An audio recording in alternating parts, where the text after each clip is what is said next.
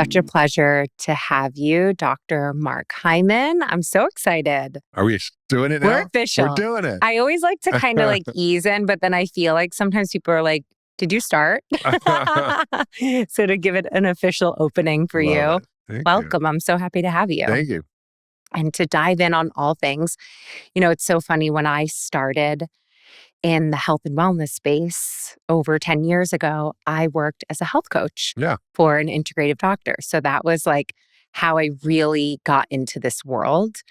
And the thing that it taught me was how much I didn't know. Like working with a integrative medicine doctor, I was like, wow, every single day. Like you think you know so much. And then it was this thing that taught me, like, when you don't know the answer, say you don't know the answer. Don't pretend like you know the answer. That's and it was like, it really helped me kind of just open up and see things in a much different way. Yeah. Yeah. I mean, it's impossible to know everything, right? Yeah. I mean, I've been doing medicine for 30 years. I've been studying really hard, seeing tens of thousands of patients. But, I haven't read the 10 million published scientific papers that have been peer reviewed that are on the National Library of Medicine website. Right? So we're always in search for knowledge. We're always learning. And I feel like I'm always learning. And I've learned so much just in the last few years because I'm co-founded this company called Function Health. And we have 180,000 members and we have over 20 million biomarker data points on people. And I've learned so much about what's happening in the population, what people's health issues are, sort of latent problems that I wasn't even really aware of. Like a third of our members have an autoimmune biomarker that is probably a sign of a pre-autoimmune disease or already an autoimmune disease. So it's really important to sort of like say, I don't know, and ask questions. And the good news is we're in an era where we can actually quickly access lots of insights and knowledge from things that we didn't know about by using AI and tech to help us kind of learn. So it's really been quite amazing. I mean, there's definitely this part of it where we're fed so much information. And I know, like for myself, I've been plant-based, I've been vegan, I've tried paleo, and people are, recommending keto and carnivore. There's so many things out there, and it can get really confusing, and you feel almost overwhelmed with the information overload. That's right. And I've always loved the way that you've like broken things down. Yeah. And made it quite literally like digestible. Yeah. And everyone wants to optimize their health, right? So like where would you start with someone who's not feeling great, inflamed, just not thriving? Yeah. I think that's a great question because a lot of people are walking around with what I call FLC syndrome. You know what that is? No. It's when you feel like crap. Ooh. And there's a more serious version that's FLS. Yeah. and it's something that people have come to accept as, quote, normal. Oh, I get migraines. Oh, I have irritable bowel. Oh, I'm a little tired. Oh, I'm a little achy. Oh, my joints hurt. Oh, I have a little brain fog. Oh, I can't sleep so well. Oh, whatever it is, it just becomes sort of part of the background of who they think they are. And most people don't realize that they're just a few days away from feeling so much better. And if they understood what to do, they could get there pretty quickly. It was sort of like Dorothy in The Wizard of Oz, where she tried to get back to Kansas the whole time, and she couldn't get back to Kansas. And at the end, the witch told her, all you have to do is click your heels 3 times, and you can get back to Kansas. Didn't you know that, basically? And so your ruby red slipper. So how do we actually click our heels for the ruby red slippers and get to well? And that's what I spent my whole life studying. And what I realized is that most people don't connect what they eat with how they feel. And it has to be personalized. I think you sort of mentioned you were vegan, you were vegetarian, you explored, keto, paleo. What should I you didn't do? explore those, but you're like told, well, this is what you should do. Yeah. You're exploring like, what should I do that, right? And so at the end of the day, the question is, how do we get our biology working properly? And when you think about how to create health, which is really what I do for a living, is not treat disease, but create health. And when you do that, disease doesn't have room to be. It's like when you create a healthy ecosystem, disease has a less chance of actually showing up. Like in a rainforest, it's completely complex. There's not a lot of disease. Whereas if you have a monocrop culture of corn, you get one beetle or bug and there one hailstorm and the whole thing's over, right? So how do you create a more resilient, robust ecosystem by creating health rather than just focusing on the symptoms and the diseases. You focus on the causes and the reasons why we are unhealthy and remove those and figure out what the ingredients are for health and put those back. So it's basically taking out the bad stuff, putting in the good stuff. And, after treating, tens of thousands of patients, what I found was that if I created a way of eating that was a sort of a reset, and essentially it allows people to remove all the inflammatory foods, to remove foods that are not supporting their health, like ultra processed food, lots of sugar and starch, and put in whole foods, good quality protein, lots of veggies, nuts and seeds, berries, maybe some starchy vegetables, but really get rid of all the triggers for inflammation. And most of the things people are suffering from, whether it's Alzheimer's or autism, whether it's depression, or whether it's, autoimmune disease, or whether it's heart disease or cancer or diabetes or, whatever it is, these are all inflammatory diseases. Even depression is inflammation of the brain. So how do you create an inflammatory eating? And I basically did this in my practice with an elimination diet. And I don't like to call it that because it's really, I think, more of an addition diet. It's adding back in the things that help you thrive and taking out the things that help you kind of make you sick, right? So it's called the 10-day detox diet. I wrote a book about it about 10 years ago. And I've done this program with thousands of people. And what's amazing is that in 1 week, 10 days, 1 week, there's about a 70% reduction in all symptoms from all diseases. So whether you have migraines or irritable bowel, or you're congested, or you have allergies, or you have joint pain, or you have insomnia, whatever it is, it often gets better or dramatically improves by simply doing this simple reset. So in 10 days, it's like 10 days. So accessible. Yeah. And I created an online program. People can do it and they can follow along. It's called 10daydetox.com. And it's really quite amazing. And I it's hard to believe because it sounds like so too good to be true. It sounds simplified. But it's very simple. And it's like, and why I love it is that, like if I say to someone, well, I want you to change your whole life and become a vegan forever, or, become a carnivore forever, it's like, whoa, that's too overwhelming. But 10 days, I can pretty much do anything for 10 days. And then you get to decide, oh, wow, at the end of 10 days, my brain is clear. I have energy. My digestion's great. I don't have joint pain. I'm sleeping well. I don't have congestion. I don't have all these puffiness and swelling in my body. And then you get to decide, do I want to continue to eat this way and maybe add some things in, see how I feel? If I add in, for example, dairy, or if I add in gluten, like what happens to my body? But if you're always eating this stuff, you have this background level of dysfunction you don't even know is going on. So it's really powerful. So I love doing this with people. I do it, with most of my patients, and now I have a way of doing it with thousands or millions of people online. And it's so rewarding because at the end of the day, people just don't know how the food that they're eating is affecting how they feel. And just connecting the dots for them and empowering them with that information is really powerful.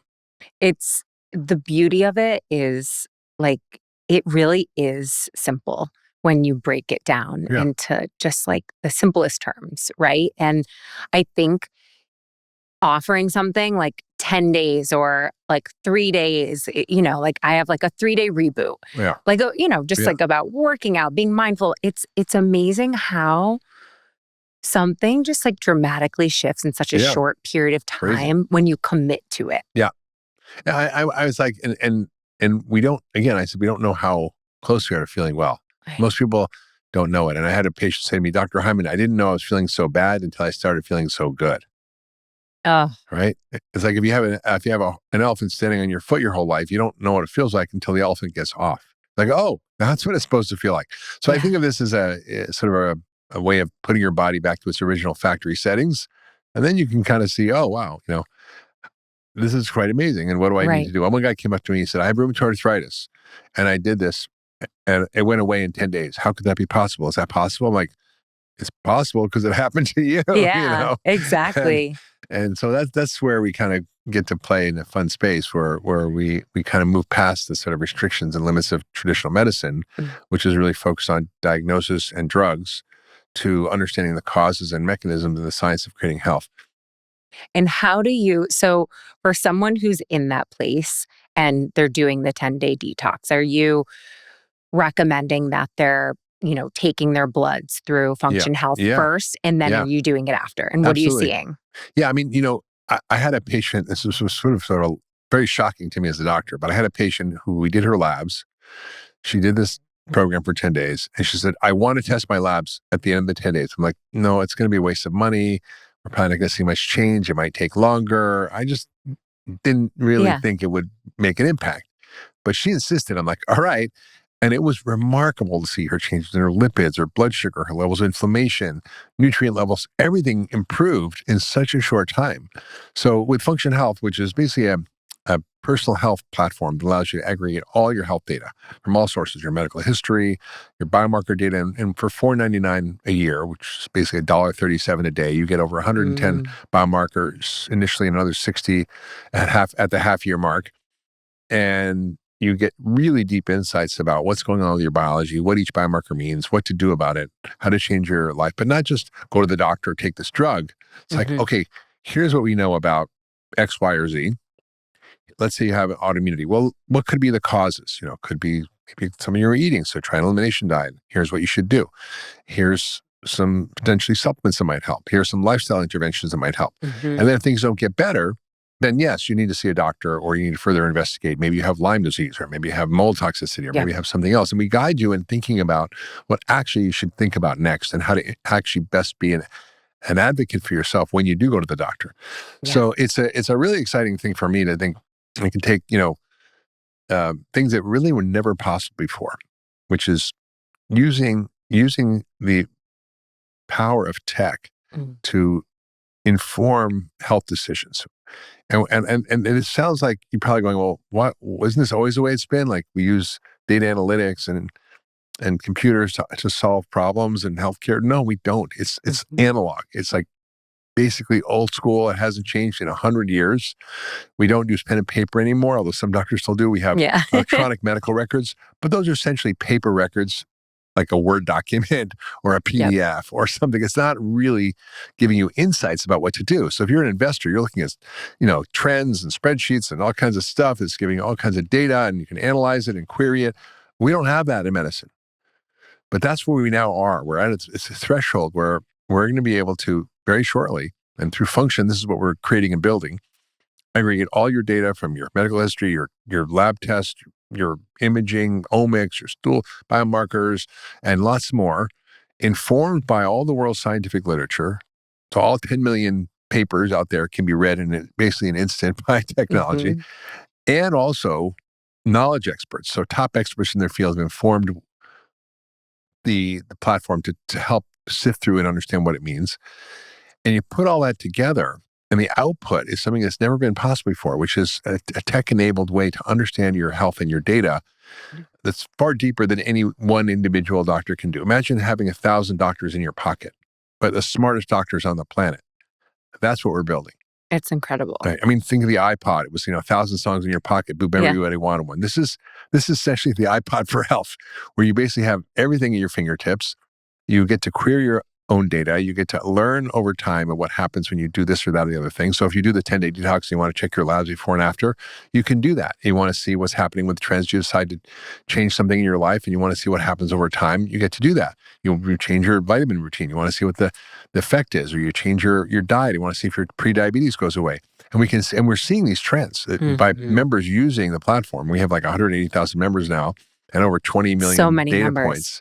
We can see the trends. People are using Function Health over time by following the insights that are delivered to you to educate you about what's going on with your health and what to do about it.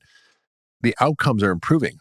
So people's blood sugar is getting better. Their cholesterol is getting better. Their nutrient levels are getting better. Their hormones are getting better. Their toxin load is decreasing. Like a lot of people walk around with mercury poisoning. You don't know it. Like in New York here where we are, people love sushi, right? It's really your tuna is great. Well, no, it's not great. It's full of mercury. And so we've seen people with extremely high levels of heavy metals, for example. So there's ways of identifying these things through the platform that you basically wouldn't get through your normal doctor visit. Your normal doctor visit, you get about 19 different lab tests. You get your blood count, your white cells, your red cells, and so forth. You get your chemistry, which is essentially your kidney, your liver function, your electrolytes, your blood sugar. You get your cholesterol panel, which is sort of an antiquated version of what we should be looking at with cholesterol, which is just looking at the weight of the cholesterol, not the actual quality of it, which matters far more. And instead of doing just 19 biomarkers, and your doctor says, well, your tests are fine, I'll see you later. The next year, your exam's fine. There's nothing wrong with you. And you go, well, why do I still feel like crap? Mm-hmm. Well, there's one of two reasons. Either your doctor's missing something or you're crazy. and my a thesis, lot of people are told that, well, by yeah, the I way. know. And it's the problem because doctors don't know how to understand small changes in health or even medium changes. They know once you've got a disease, then we can do something about it. So, for example, a function member got their lab test and they had a positive ANA, which is an autoimmune antibody test. We now see that in about a third of our members. And it's a question of why. It's because of our diet? Is it because of post-viral effects of COVID? Is it because of a toxin in the environment? It could be all of those things. And the doctor said, well, we ran another panel. We didn't find any diagnosable autoimmune disease, although she was tired. She had all these low-grade symptoms, but it wasn't a disease yet. So we'll come back and we'll keep checking. And when you get an autoimmune disease, then we'll treat you. Yeah. And I'm like, no, let's back up. Let's look at the continuum of dysfunction that leads to disease. So that's what's so beautiful about function. You can track your data over time. And disease doesn't just happen like that. Basically, there's small disturbances at a biochemical level that then translate into some pathology or some disease. But that can take years or even decades. And so we can track these things over time and see where you're headed and pick up clues in the data about what your probabilities are of having X, Y, or Z problem. We call this P4 medicine. It's predictive. So you get your data and you can predict, oh, gee, my blood sugar is 98. If I keep going like this, I'm going to be 100 and then I'm going to have prediabetes. Or, my vitamin D is 25, which is super low. And we're seeing a lot of vitamin D deficiency in the population. Gee, that means I might have symptoms that I don't know are related to it, like achiness in my muscles or my having trouble with seasonal affective disorder, or maybe I get colds very often and sick very often. That's something they didn't know why, but it's probably because they had vitamin D deficiency. And if they leave it, they're not going to just get those symptoms. They're going to get osteoporosis, or they're going to get dementia, or they're going to get heart disease because vitamin D levels that are adequate prevent those things. So then it's easy. Okay, I'm going to take my vitamin D and I'm not going to get that. So it's predictive of where you're going. Right. And it's preventive because you prevent the things from happening. It's personalized because it's your data. It's not just a bunch of random studies that have nothing to do with you. It's how is your data interacting with your biology and symptoms and well-being? And then how can we have that informed by the science, informed by knowledge experts, but then create a predictive model of where you are in the trajectory of health and wellness, right? From being optimally well all the way to full-blown disease and death, and try to get in the middle of that rather than waiting until you have something and diagnosing it. Right, which most people do. What's the first symptom of a heart attack? Do you know? The first symptom? Yeah. I don't know. Sudden death. Sudden death. For 50% of people who have heart disease, the first symptom is they die. Right? And if you're lucky and there's someone with a defibrillator, you can maybe be brought back to life. But basically, it's too late. Right? Yeah. It's way too late. So we're picking up, we had a member who was 35 and young and fit and healthy and thin and exercised, ate well, but he had some genetic lipid problems. And we found it on the panel because we do a very in-depth cholesterol profile. We also found he had high levels of ApoB, which is, again, something that most doctors don't check, is probably one of the most important biomarkers to tell you whether you're going to have a heart attack. It's a measure of a type of cholesterol particle, and it basically tells you have more of the harmful cholesterol particles that are going to cause heart disease. And again, it's not part of your regular checkup. It should be. And we also check something called lipoprotein(a), which is a genetic biomarker that affects about 25% of the population. It's highly predictive of heart disease. Well, he's 35. He needed aggressive treatment. If he didn't know this, he might have dropped dead of a heart attack at 45 after he had 2 kids and just got married, and he wouldn't have known. So that's the beauty of function. It's allowing us to pick up things like cancer. Yeah. I mean, we're seeing cancer rates in young people skyrocketing. It's so scary. Particularly colon cancer. So if you wait till you're 50, it's going to be too late to get a colonoscopy if you have colon cancer when you're 30. So what's really exciting is there's this new technology. And that's the beauty about function is that, there's a joke I always tell. It's just Max Planck was a famous physicist. And he basically said, when asked about how science changes, he says science does not evolve by convincing your opponents and helping them see the light, but because a new generation grows up that's familiar with this new science, meaning one funeral at a time is how medicine advances. So by the time things get from the research bench to the clinic is often, 17, 20 years. So how do we go from 17 years to 17 milliseconds, right? That's what function's going to promise and deliver, because we're going to be able to deliver those insights early and kind of get you the data you need way before your doctor is caught up with the science or clinical practice guidelines have changed. For example, we work with Quest as our lab partner, and there's over 2,000 draw centers around the country. They're great. And, signing up for Function takes 5 minutes online. And then you go to the lab when you get your appointment. It takes 15 minutes to draw your blood. You're in, you're out. It's a pretty streamlined, simple process. And you get a beautiful dashboard with all your results and trends over time. And you're not talking to, you're getting the information directly to you. So you're not waiting for that second appointment. Doctor, could you please do vitamin D? By the way, no, that's I don't think always... you need that. I don't think you need that. Well, doctor, can I get ApoB? Well, I don't think you need that. I mean, this is what happens with people. They can't get the lab tests that they hear about or that they should be getting. And so we ask Quest, how many people have their insulin level measured on all the Quest labs that are drawn? She's like less than 1%. I'm like, this is the most important biomarker you can test to understand what's happening with your metabolic health, because it goes up way before your sugar goes up. By the time your blood sugar goes up, you're way down the road in terms of your metabolic crisis. Your busted metabolism is already busted. But if you check insulin, you can see it start to go up, and then you can tell, God, I'm really having a problem with blood sugar and insulin. I better get my act together and cut out my starch and sugar in my diet or reduce it dramatically. Less than 1% of the tests, they said, are the new and not really new. It's been around for 50 years, but new in terms of clinical practice that looks at the quality of your cholesterol, the size of your particles, the number of particles, and way more important than just looking at the weight of your cholesterol. Because, 75% of people who come to the emergency room with a heart attack have normal cholesterol. Really? Yeah. But if you look at the particle number and the particle size, you'll see they have really high-risk cholesterol.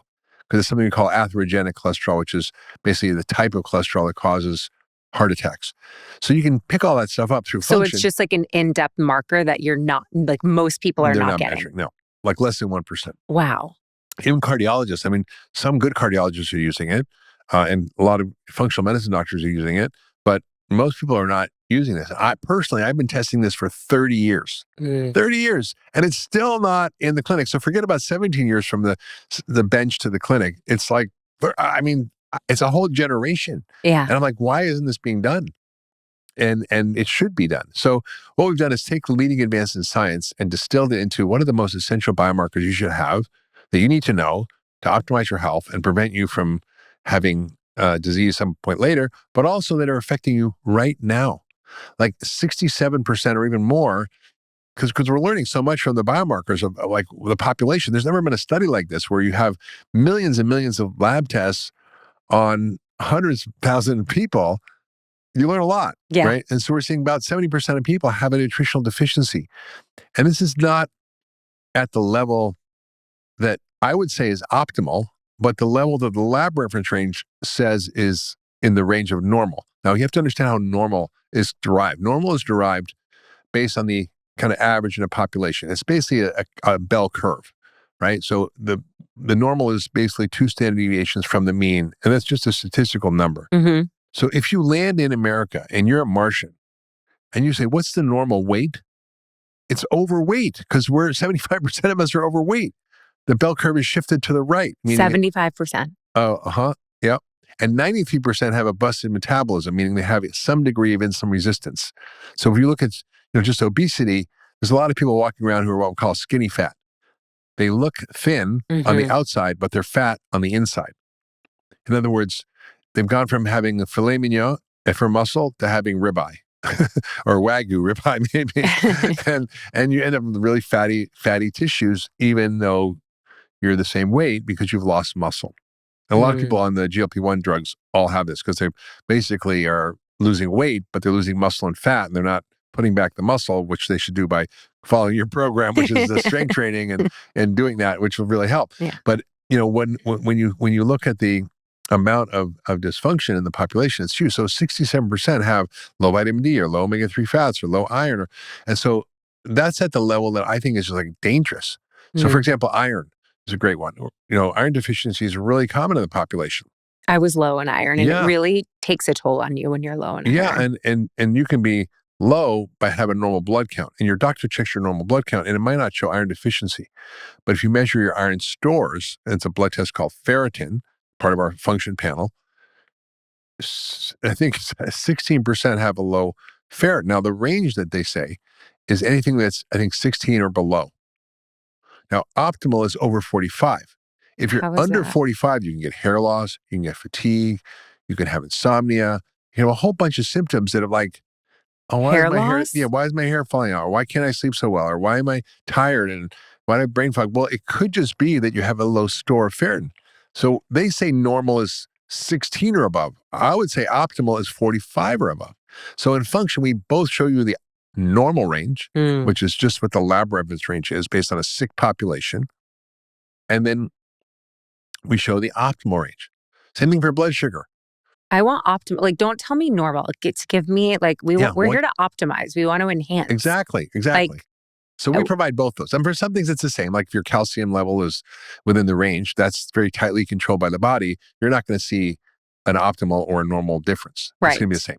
But for blood sugar, like the lab reference range said, it's 100 or more is we call prediabetes. But what if you're 98 or 97 or 96? Then they're like, oh, you're fine. You're normal. Yeah. No, it's not normal.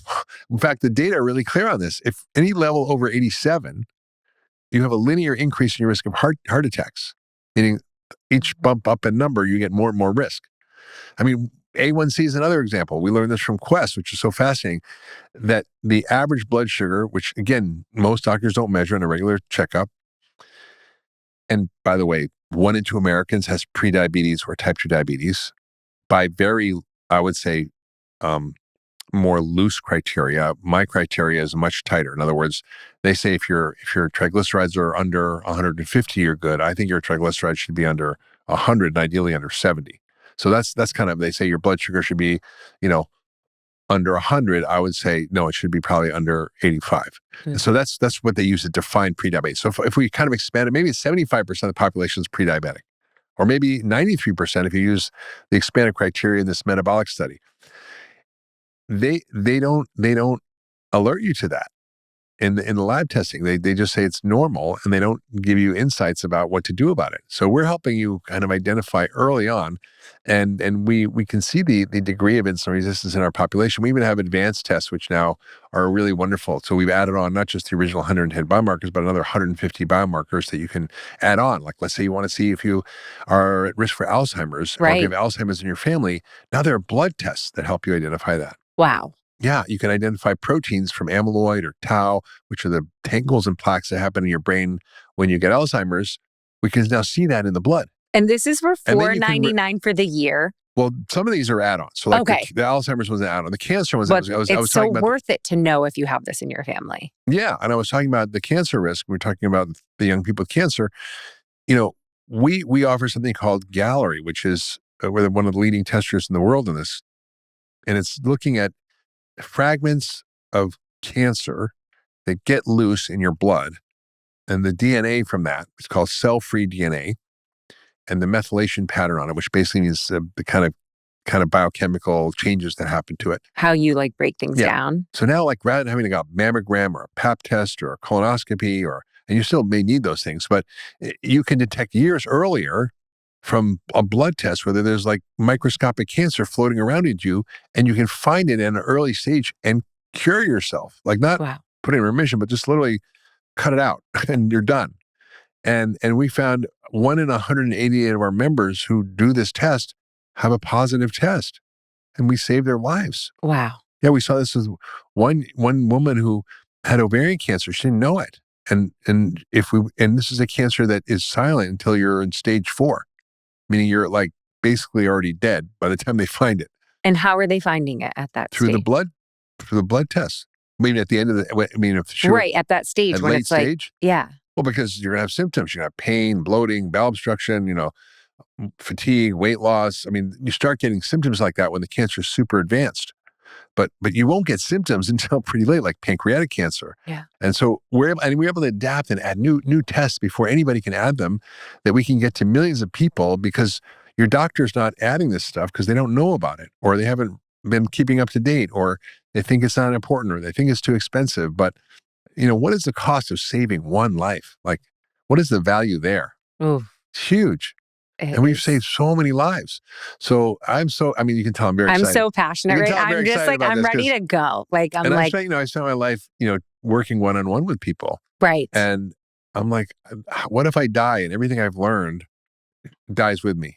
Every insight I had, and then not just me, but all the other knowledge experts and domain experts out there. It's hard to transfer that knowledge because it's not in a textbook, right? How do we integrate that into 1,000 doctors in your pocket, right? right. That's what we're doing. Oh my God. I mean, I feel like you just like, I'm like so excited Yeah, for it's pretty this. cool. It's pretty cool. It's And you really think like, cool. what do you spend $1.37 a day on? I I mean, a mean, coffee?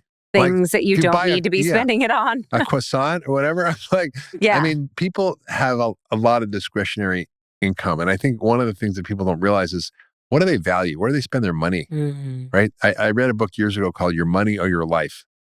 Ooh. And one of the exercises in that book was to track your spending and to see where it's stacked up against your values. Like, what's important to me? Health, you know, uh, buying a house, um, you know, being able to retire, whatever your values Getting were. your sauna, your infrared Yeah, I sauna, want your to buy a cold plunge. sauna and a cold plunge, whatever it is. But if you're just indiscriminately spending Right. and you think, God, at the end of the year, what is a $3 coffee at Starbucks end up in a year? If you do that for a month, it's, 3 times 30 is 90 times, it's like, basically $1,000 at the end of the year. And you do that with many, many things, Right. you kind of don't realize where your money is going, and it's not necessarily aligned with your values. So I Mm. encourage people to sort of be honest about, like, well, this is expensive. It's $4.99. Well, yeah, it's a fair bit of money, but a lot of people have health savings accounts or flexible spending accounts. And if you don't, by the way, you should have one because you Yeah. can get that with your employer. And it's like a retirement account, but except for health. So you don't pay taxes on the money. So instead of it costing you like, $1.40 to actually spend $1, it's costing you just $1. You're actually saving, that all that tax spending, and you can use that for function.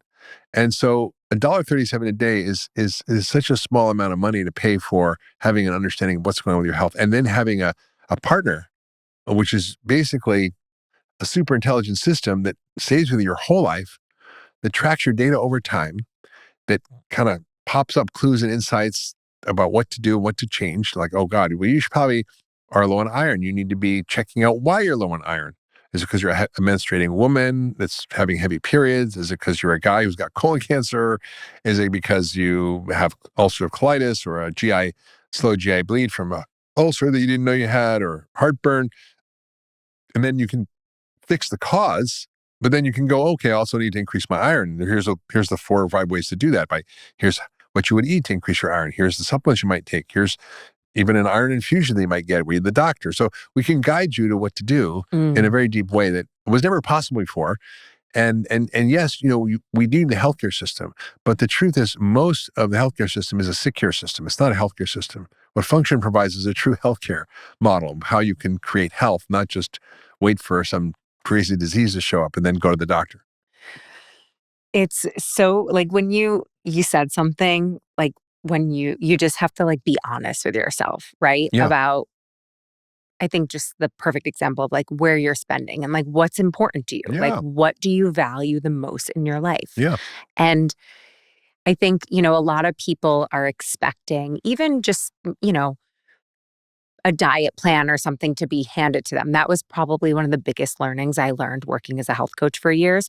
It was like when people walked into the room, it was like, okay, yeah, yeah, yeah. Like, can I have my program now? right, And I was just, it taught me so much about people yeah. because I always loved to start with like, tell me how you wake up in the morning. Mm, Like, what's the first thing that you do?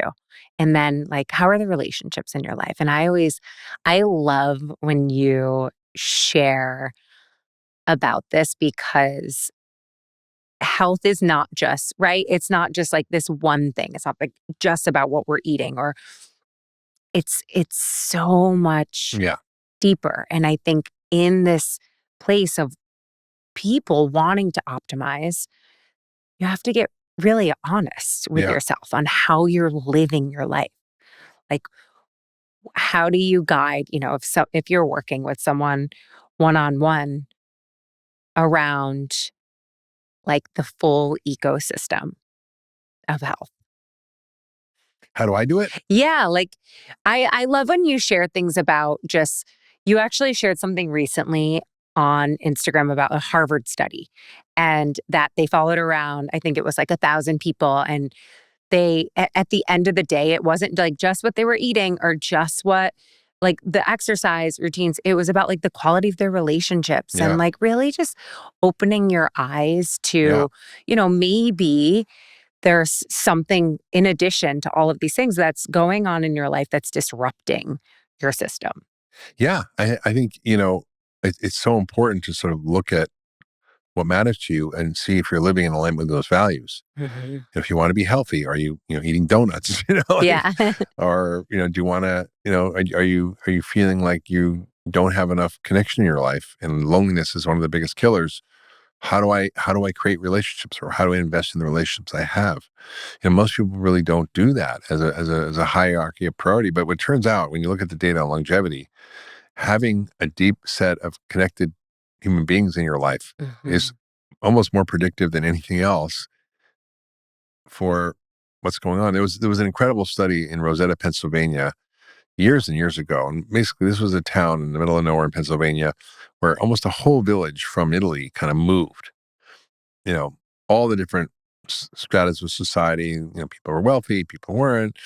But one thing they did in their traditional town in Italy was they had a lot of connection and community. Everybody was at each other's weddings and celebrations and birthdays, and everybody just had a beautiful set of connected, intimate, like loving relationships. They felt they were part of a community.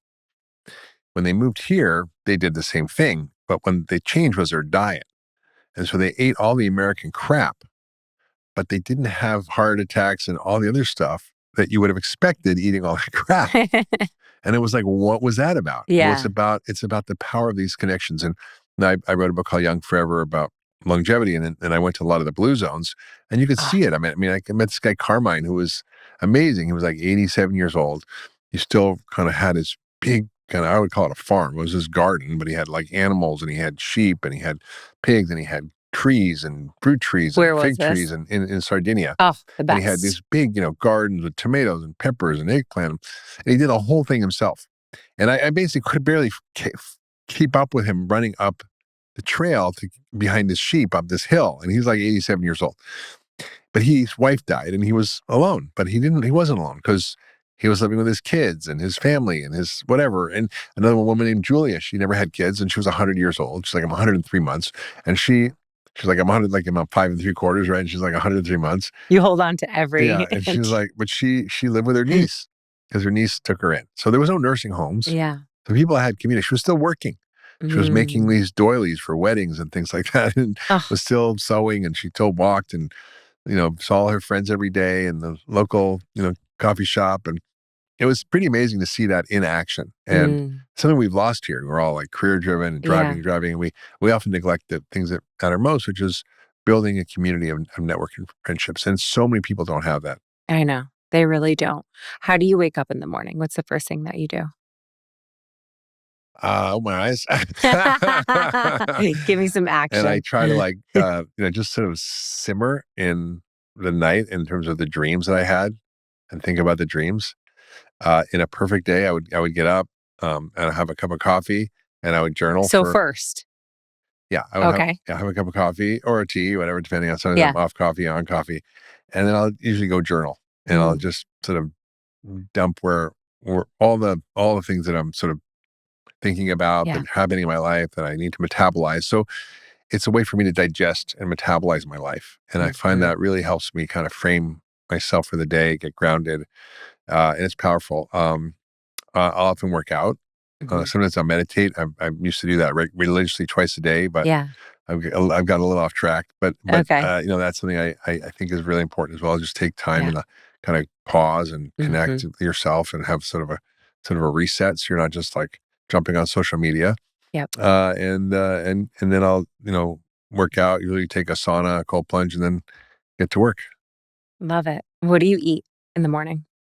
Do you intermittent fast? Well, let's just talk about this. Intermittent let's talk about fasting, that. time restricting. People get crazy about it, but I know. it basically, if you just don't eat for 12 hours, that's way better than what most Americans do. So if you eat dinner at 6, you can eat breakfast at 6 in the morning. That's a 12-hour fast. If you eat breakfast at 8, that's a 14-hour fast, Yeah. right? So it does not you're not really fasting. You're it's not really sleeping fasting. and You're just giving yourself a break from eating for a period of 12 to 16 hours. Now, if you have dinner at 6, you're going to have breakfast at 10, right?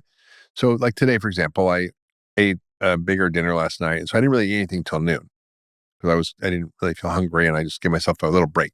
I kind of overdid at this Indian restaurant last night. And so I think you just have to listen to your body, and it works.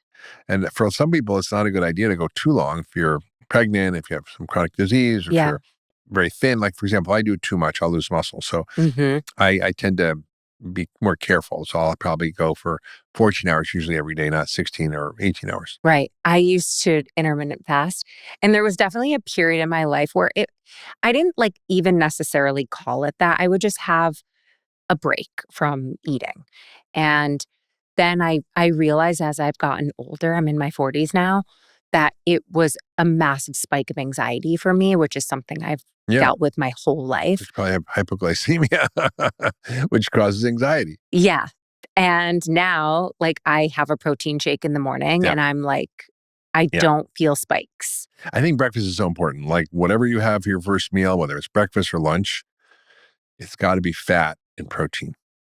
Because if most Americans eat dessert for breakfast, cereal, muffins, lattes with sweetened lattes, French toast, pancakes, Pop-Tarts, whatever. Like people are eating sugar for breakfast.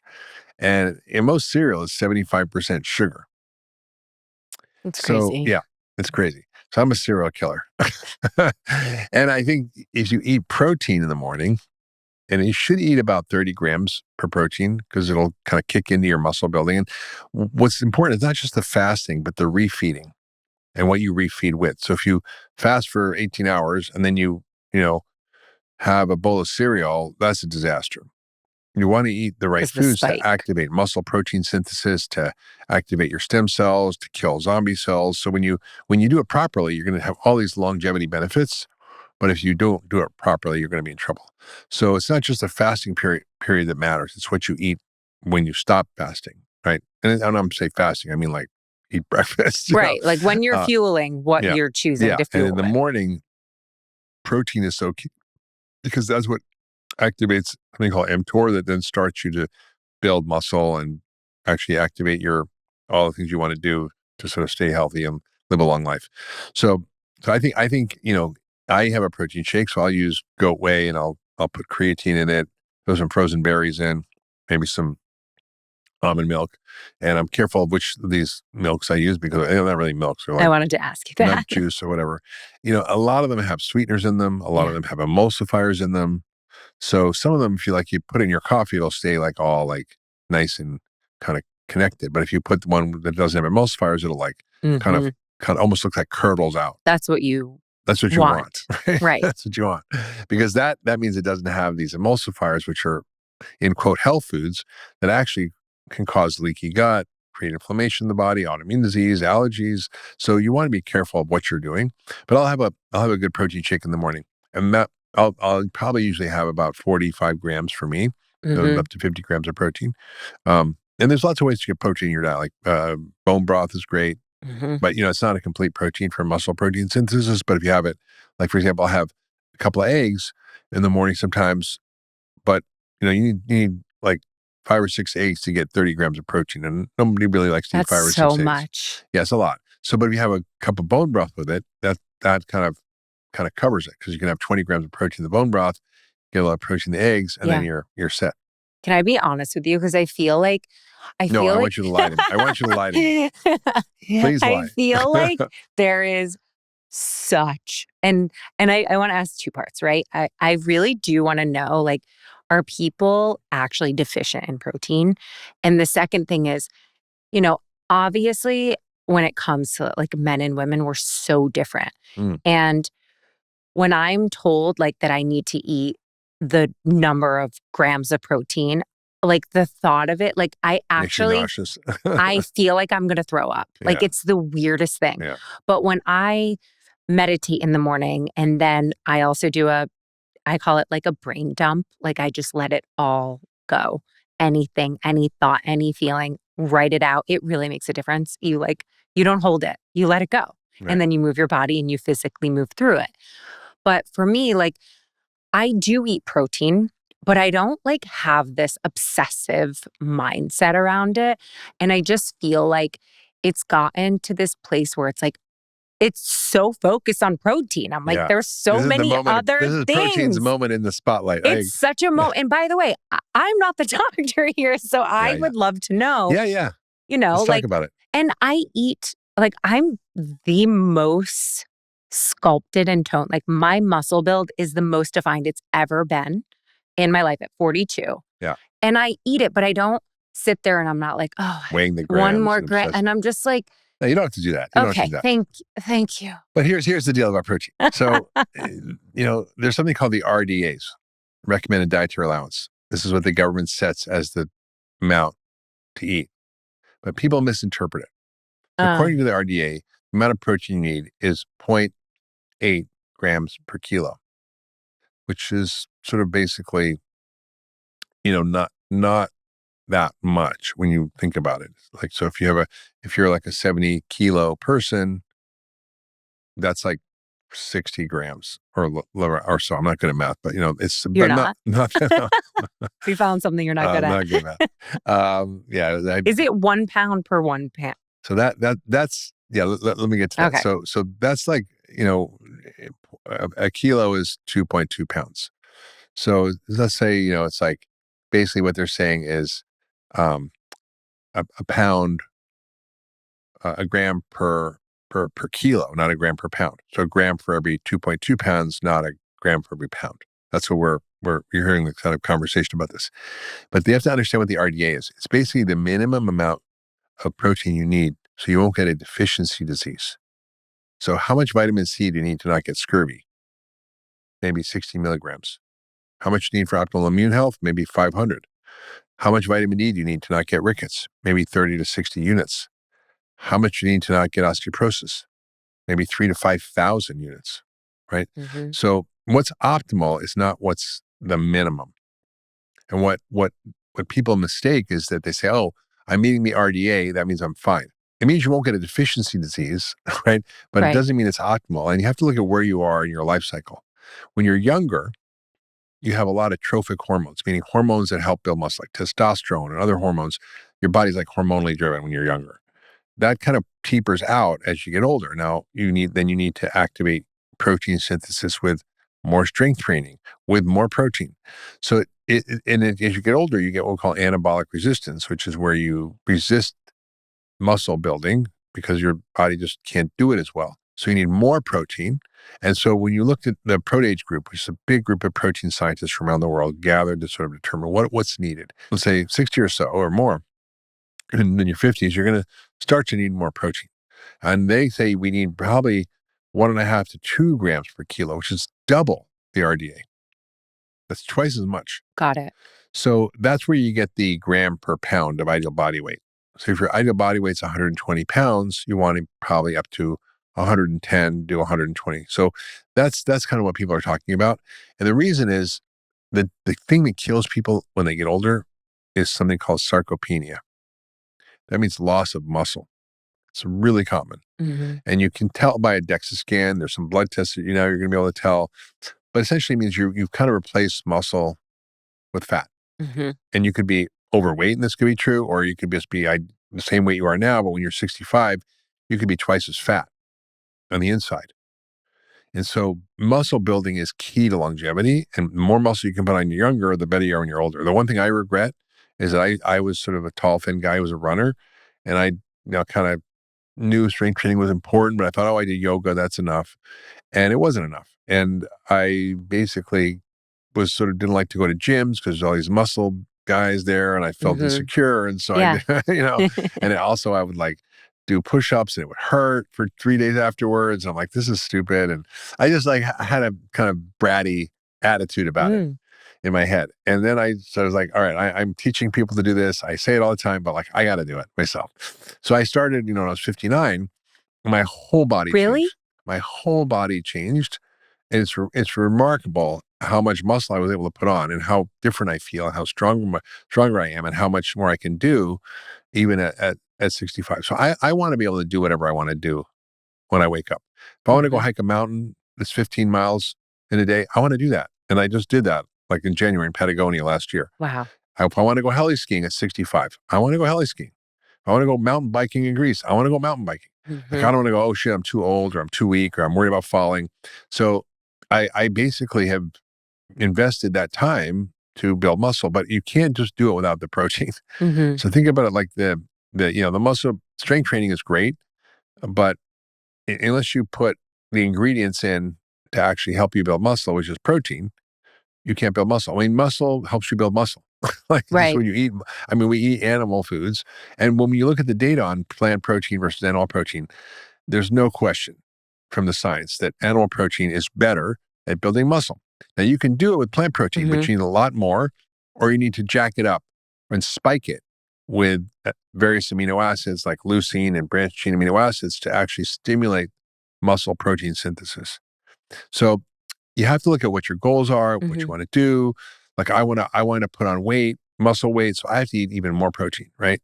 But if you're just sort of maintaining, you can eat less and just see. But basically we're talking about is a palm-sized piece of protein 3 times a day. It's not that much. And if you're Shaquille O'Neal, your palm is very big. Right. If you're, like Nadia Comaneci, who probably don't know who that is, but she was an Olympic gold medalist, it might be like little tiny piece of protein. Right. So she's like 4'11", right? And he's like 7 feet tall. Very big hands. Yeah. Well, you're also tall and, you work out a lot and you probably need more, right? So it's not like you have to like eat, a cow every day. And sit there like weighing it. No. Right. But basically 4 ounces of chicken or meat is basically 30 grams of protein. And that's, if you have 3 of that a day, which isn't that much, you actually you'll actually build a lot of muscle. If you look at, what most people are eating, it's sometimes people are eating that, sometimes they're not. And if you want to get a plant-based version of it, you have to eat at least 2 cups of beans with over 1,000 calories or 6 cups of rice. So no one's going to eat 6 cups of rice in a sitting, right? To get 30 grams of protein. You can get it because, there's protein in broccoli. Yeah. But you have to eat like 27 cups of broccoli to get the amount of protein you'd get in a tiny bit of fish or meat or chicken with 200 calories. What does a day of food look like for you? Well, pretty boring. I mean, That's I okay. basically, my favorite day is like I wake up, I have my protein shake. I spike with all kinds of goodies in it. I put Himalayan tartary buckwheat sprout powder, which has got all these plant phytochemicals that helps rejuvenate my immune system. I put in creatine to also help build muscle. And then I put in something called urolithin A, which also is a mitochondrial rejuvenator, which is really cool, from pomegranate. And then at lunch will be like what I had today. I had a salad, I had salmon for lunch, and then dinner will pretty much be the same thing. I'll have some protein and I'll have, grass-fed meat, or I'll have pasture-raised chicken, or I'll have some regeneratively raised fish because I don't like the mercury in fish. And there's a great company called, I don't have any financial relationship with them, but they're called Seatopia.fish, and they have incredible regenerative fish that they sell that's delicious and clean. And then I'll have like 3 or 4 vegetables. So I'll have like roasted mushrooms, I'll have broccolini, I'll have a sweet potato. So I'll usually have like 3 or 4 at least vegetables with dinner. So I think vegetables and plant foods should be the bulk of your diet by volume, not by calories, because they don't have a lot of calories. So broccoli doesn't have calories, mushrooms don't have calories. Right. And it's not like filling you up. Yeah, but it's got fiber, it's got phytochemicals, it's got all kinds of vitamins and minerals and nutrients. It's really important. But by volume, my diet is mostly plants. But by calories, I would say it's predominantly more fat and protein. So and I use a lot of olive oil, avocados, nuts and seeds, If I want to snack on something, I'll have nuts and seeds. If I'm really bad, I'll have nuts and seeds with some chocolate. My favorite is take some really dark chocolate and dip it in macadamia nut butter and eat it. It's Ooh, really good. I wanted to know what your like sweet treat Yeah. or like indulgence Well, is. that's kind of like not. I don't know if that counts because that's really good for you. But I would say when I get really bad, I mean, I'll have chocolate covered almonds, and if I get really really bad, I'll have some ice cream. But I'll do that like once a month or every few months. Will you have pizza? I will. I'll eat Yeah. pizza. I mean, I don't not eat anything. Okay, I like that. But it's like it's kind of 90-10. Yeah. Like if you're fit and you're healthy and you're resilient, the idea is how do you not be restrictive, but how do you become resilient? Ooh. Right? If you're a diabetic, you really can't have flour or sugar. You really can't have a can of Coke because if you do, your metabolic system's going to go out of whack. But if I have a can of Coke, it probably won't affect me. My blood sugar probably won't go up that much. But if I eat, if a diabetic drinks a can of Coke, their blood sugar might go to 300. Same Coke, different metabolic function, right?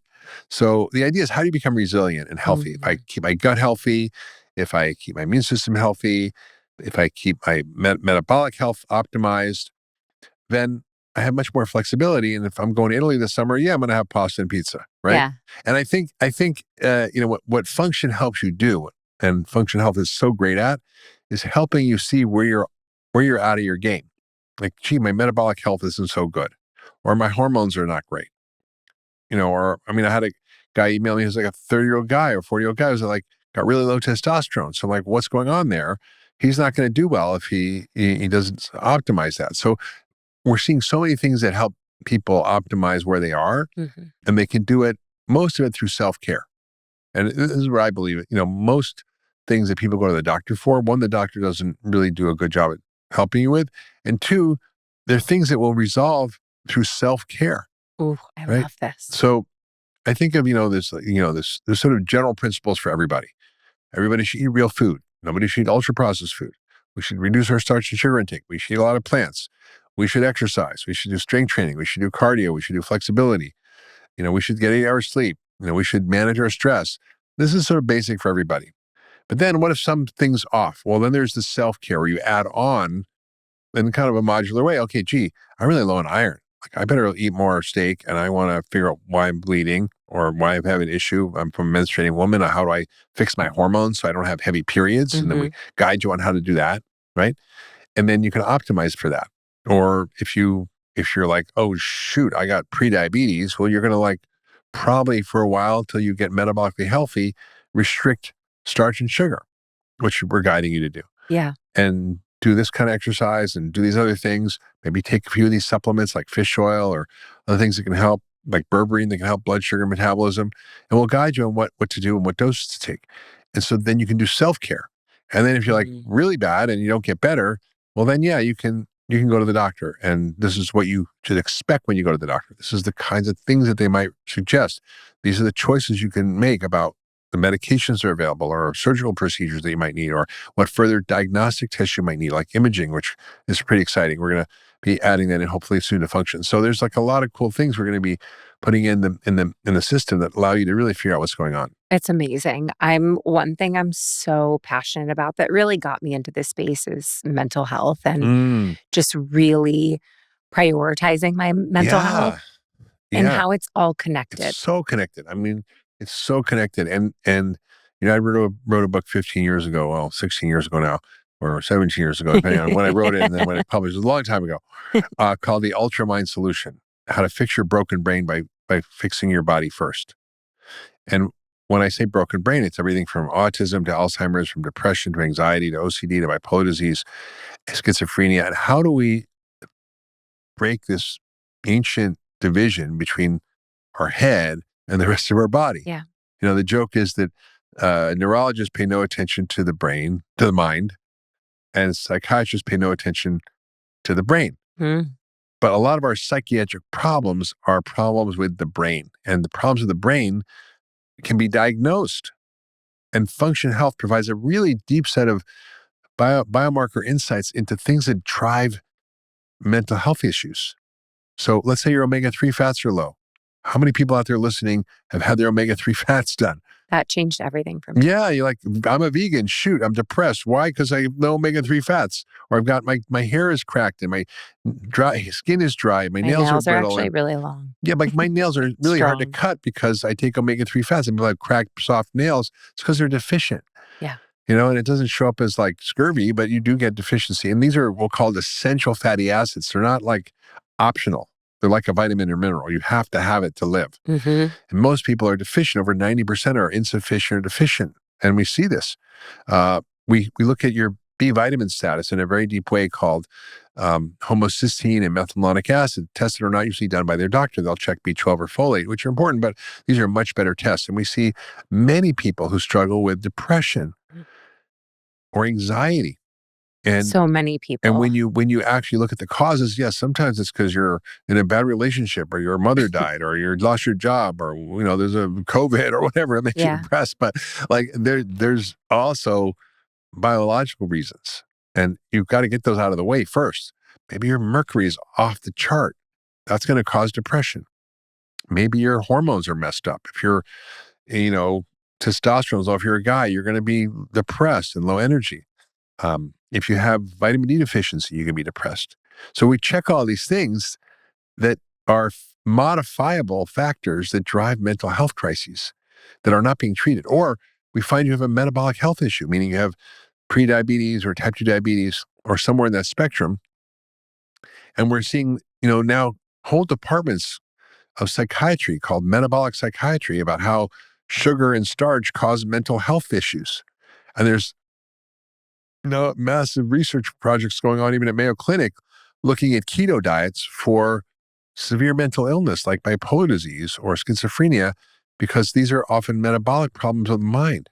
Mm.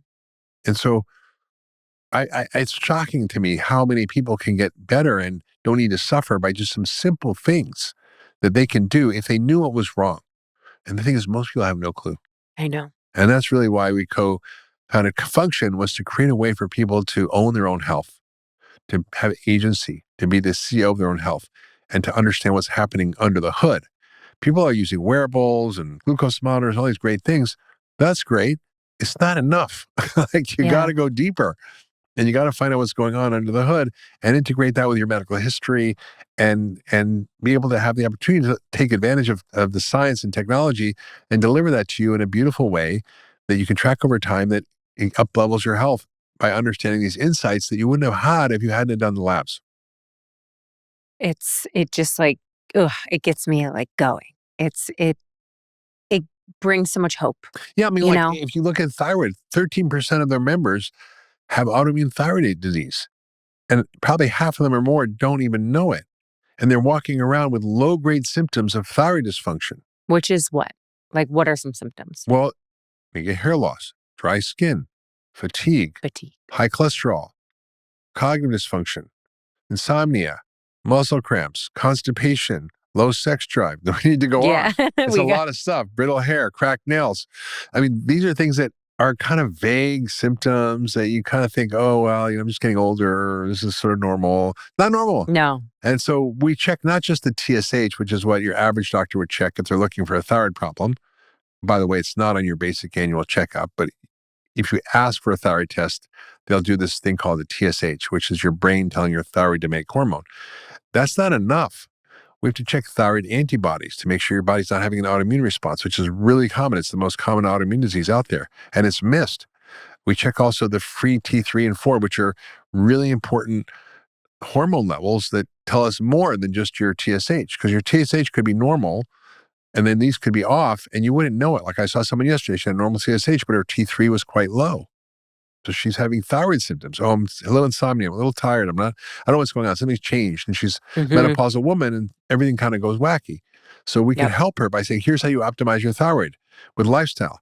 Here's the nutrients that are important for thyroid function. You need zinc, you need iodine, you need vitamin D, you need omega-3 fats, you need vitamin A, you need selenium, right? So these are just, the science just tells us this. I'm not making this stuff up. This is like basically just understanding how your thyroid works. You need these various nutrients. And if you're low in any of them, your thyroid's not going to work. So why don't you do that? And why don't you eat more of these foods and less of these foods and see how your thyroid's working. And then we recheck it. And then either it's better or it's not. If it's not better, then okay, maybe you need a thyroid hormone replacement. Well, which thyroid hormone and which one and how do you take it?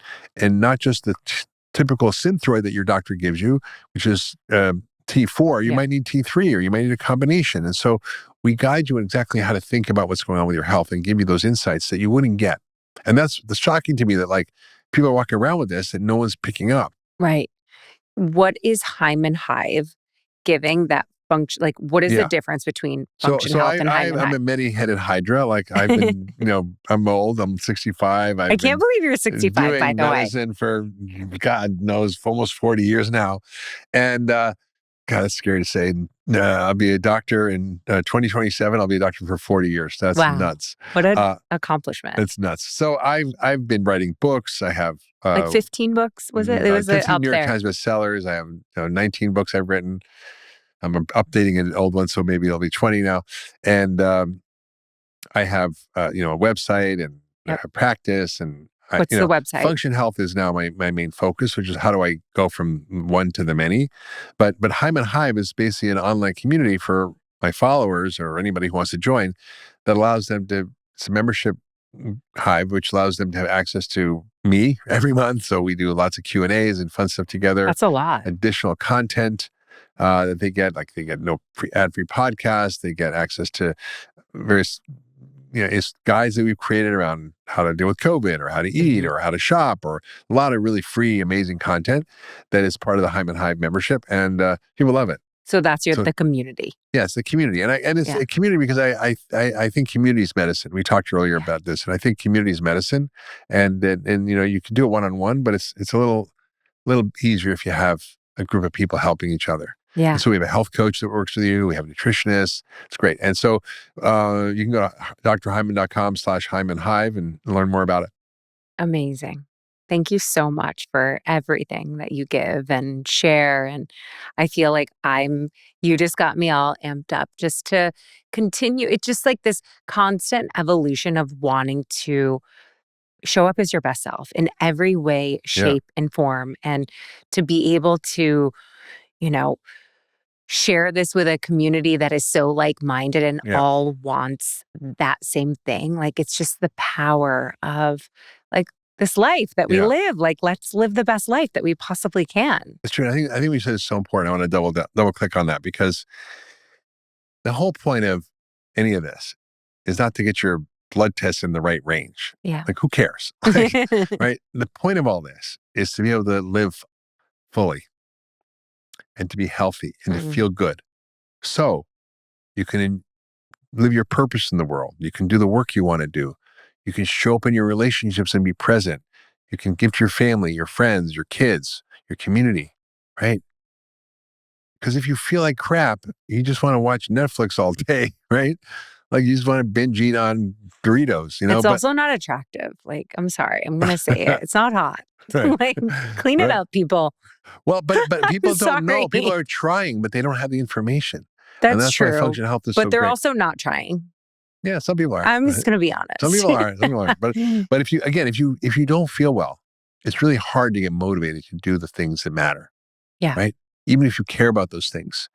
I'm not going to call my friend because I'm just so tired, or I don't want to go out because I feel bad, or that's true. I'm sort of a little depressed, and and so people have these things going on that are fixable.